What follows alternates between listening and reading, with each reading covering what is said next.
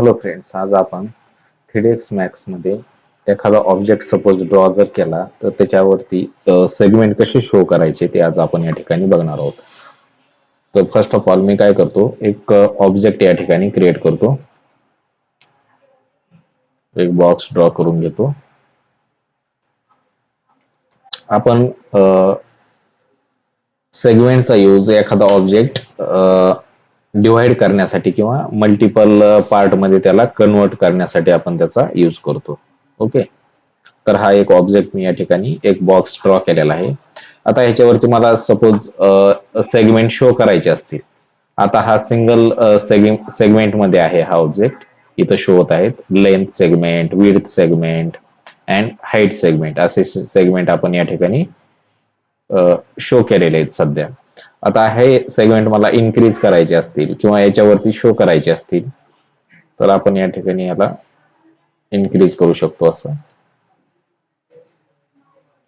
Okay, हे increase केलेले आहेत पण याच्यावरती दिसत नाहीत, तर ते मी शो करण्यासाठी इथं जाईल आणि एज फेसेसला सिलेक्ट करेल. ओके, तर असे आपल्याला हे सेगमेंट या ठिकाणी शो होतील.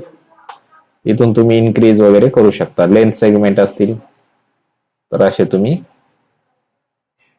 इन्क्रीज या डिक्रीज करू शकता.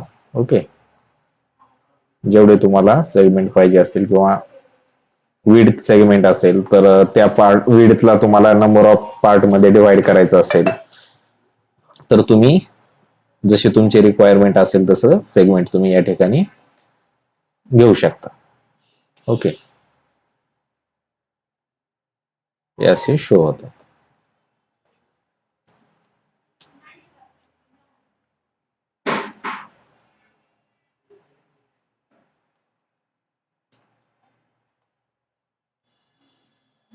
ओके, तर अशा प्रकारे तुम्ही सेगमेंटचा यूज करणार.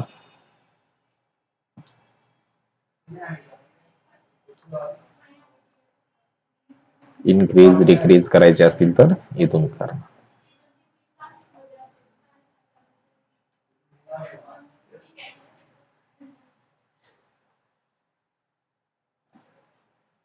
ओके,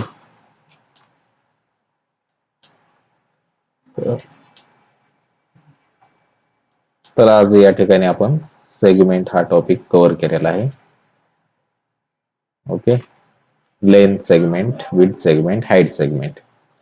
तर इन्क्रीज डिक्रीज करून तुम्ही हे बघू शकता. Thank you friend.